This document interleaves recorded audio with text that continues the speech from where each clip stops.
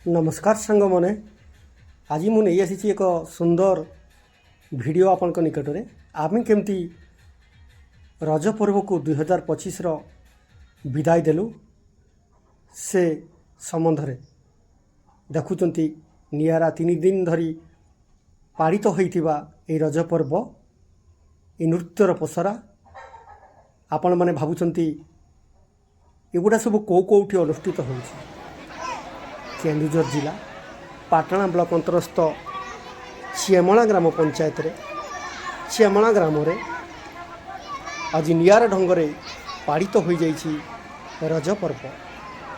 कि सुंदर रज दुड़ीर ताले ताले शिशु मैंने आज विभोर हो उठिचंती। ए 3 दिन धरी पालित होउथबा रज पर्व को साधारणतः स्त्री लोक माने एवं झियो बहु माने बहु आडंबर सहित एटी पालन करछंती। एई चियामणा ग्राम रे जो आंब तुटा रही से आंब तुटारे आज शह शह संख्यार दूड़ी गड़ी उठी से केते जन स्वेच्छासेवी सहयोग रे किए दूड़ी बनइबारे साहाय्य कलानी तो किए नूतन शैली रे क्रिएटिव दूड़ी सृष्टि करछि। एमती दूड़ी देखले आपण मैंने आश्चर्य होइजिबे एते सुंदर भाव दूड़ी को मध्य सजा जाइछि एवं केवल जे दूड़ी खेल चली से कथा नुहे झियो बहु मान को नहीं एटी अनुष्ठित करा जाइछि विभिन्न प्रतियोगिता। ये जो नौका दूड़ी देखुचंती संपूर्ण भिन्न धरण एता को तैयारी करचंती आमर प्रफुल्ल महाराणा बाबू देखुचंती। ये जो बाउंश पातिया तैयारी होइछि ए डंगा दूड़ी एथिरे छुआ मानकठू बड़ माने बहुत मजा नौचंती। ए दूड़ी ए वर्ष ए दूड़ी को सामिल करा जाइथिबारु चिएमणा ग्रामवासी तथा आयोजक माने बहुत खुशी अनुभव करथिले। देखुचंती बहुत सुंदर भाव में ए दूड़ी बसिचंती 5 ରୁ 7 जन शिशु आनंद नौचंती। ए दूड़ीर ए दूड़ी थिला ए वर्षर आकर्षणीय दूड़ी। पुणी देखुचंती आपण माने ए दूड़ी को भाई माने किपरि झोलैबारे साहाय्य करछथि। तेणु वास्तव में ए दूड़ी नियरा ढंग से तैयारी होइथिबारु ताकू जे तैयारी करछंती ताकू मध्य एठी स्टेज रे सुंदर भाव में पुरस्कृत करा जाइछि।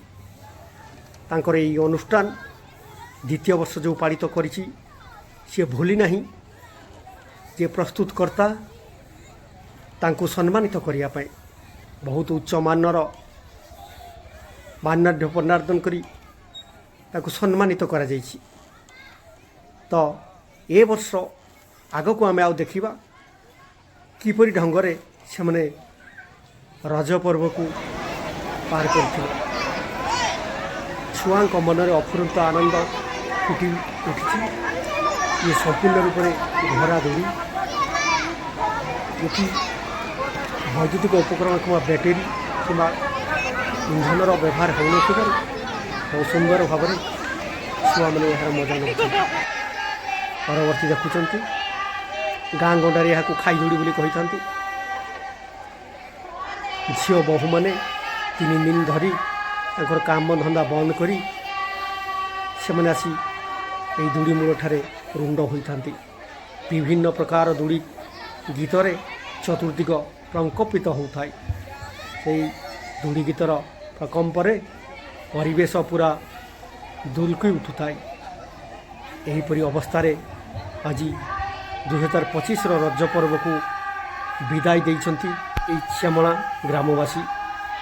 पुणी आउ थे आपने देखुंत ये जो सुंदर आउ मनोरम आंबतोटा परिवेश एथिरे विगत 3 दिन धरी अनुष्ठित हो जाइथिबा झियो बहुमन को जो खेल रे विभिन्न प्रकार खेल रे आउ नृत्य अंशग्रहण कराइथिले तार शेष दिन में सम्मानित ବହୁତ ଉଚ୍ଚ କୋଟିର ପୁରସ୍କୃତ ପ୍ରଦାନ କରାଯାଏ ଏବଂ ଏଥିରେ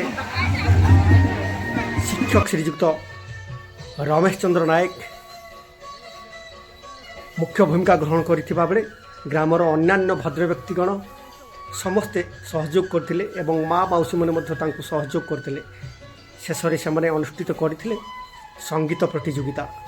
ଏହି ସଙ୍ଗୀତ ପ୍ରତିଯୋଗିତାରେ ବହୁତ ମଜା ନେଇଥିଲେ ଦର୍ଶକ।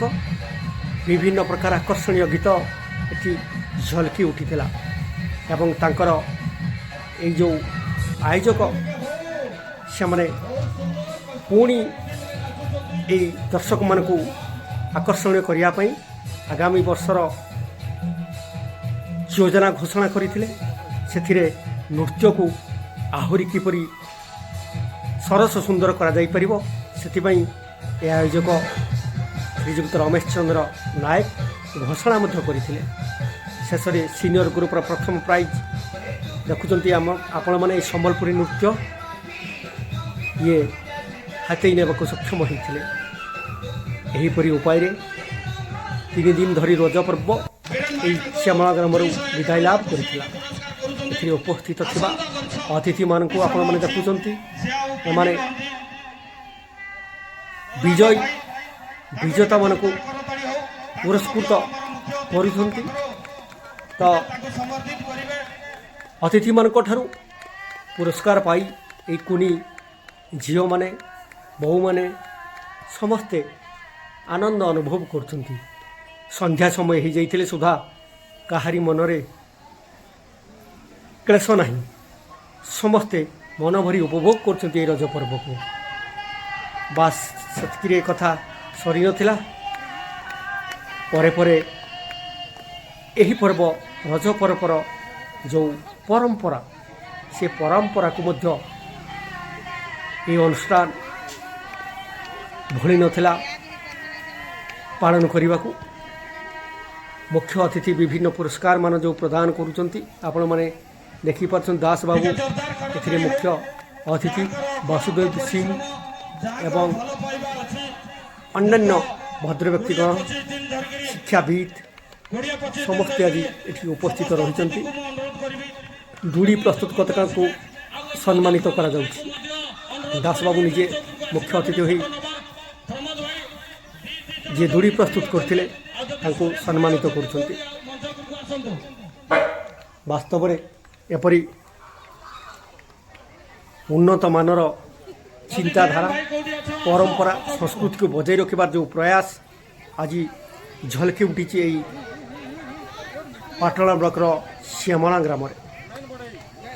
ଦେଖୁଛନ୍ତି ଆପଣମାନେ ଏଠି ଶ୍ୟାମଳା ଗ୍ରାମର ୱାର୍ଡ଼ ମେମ୍ବର ମଧ୍ୟ ଉପସ୍ଥିତ ଅଛନ୍ତି।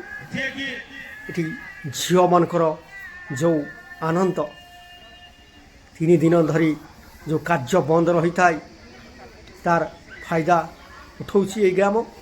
ଅନ୍ୟ ଗ୍ରାମ ଗୁଡ଼ିକରେ ଏହି ପରମ୍ପରା ଧୀରେ ଧୀରେ ଲୋପ ହୋଇଯିବାକୁ ବସିଥିଲା ବେଳେ ଆଜି ଏହି ପରମ୍ପରାକୁ ଉଜ୍ଜୀବିତ କରିବା ପାଇଁ ନିଜସ୍ୱ ଫଣ୍ଡରେ ଏହି ଗ୍ରାମବାସୀମାନେ ଆଗେଇ ଯାଇଛନ୍ତି। ଏଇ ଯେଉଁ ମୁଁ କହୁଛି ଆପଣମାନଙ୍କୁ ଦେଖୁଛନ୍ତି ଡଙ୍ଗା ଦୂଳିର ପ୍ରସ୍ତୁତକର୍ତ୍ତା ଝିଅ ବେଶ ହୋଇକରି ଆସିଛନ୍ତି।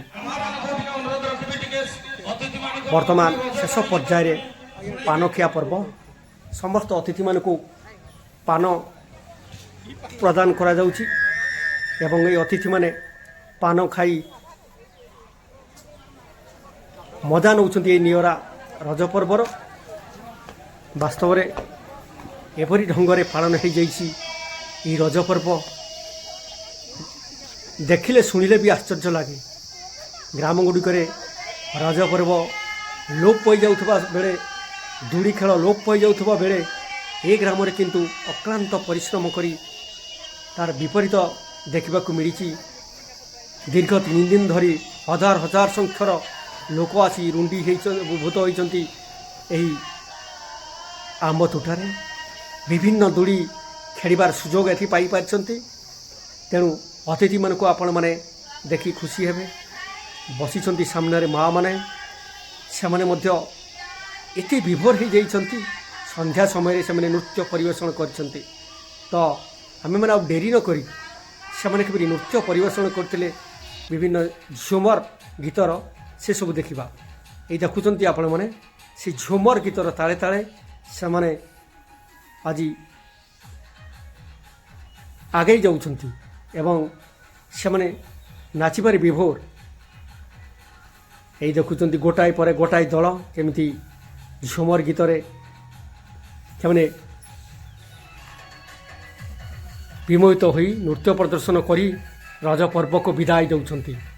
ତେଣୁ ଆପଣମାନଙ୍କୁ ମୁଁ ଅନୁରୋଧ କରିବି, ପ୍ରତ୍ୟେକ ଗାଁ ଗହଳିରେ ଯଦି ଏହି ନିଆରା ପରମ୍ପରା ବା ସଂସ୍କୃତିକୁ ବଜାଇ ରଖିବାକୁ ଆପଣମାନେ ଚାହୁଁଛନ୍ତି, ତାହେଲେ ଏହିପରି ଢଙ୍ଗରେ ଶ୍ରମ, ଅର୍ଥ ଏବଂ ସହଯୋଗ କରି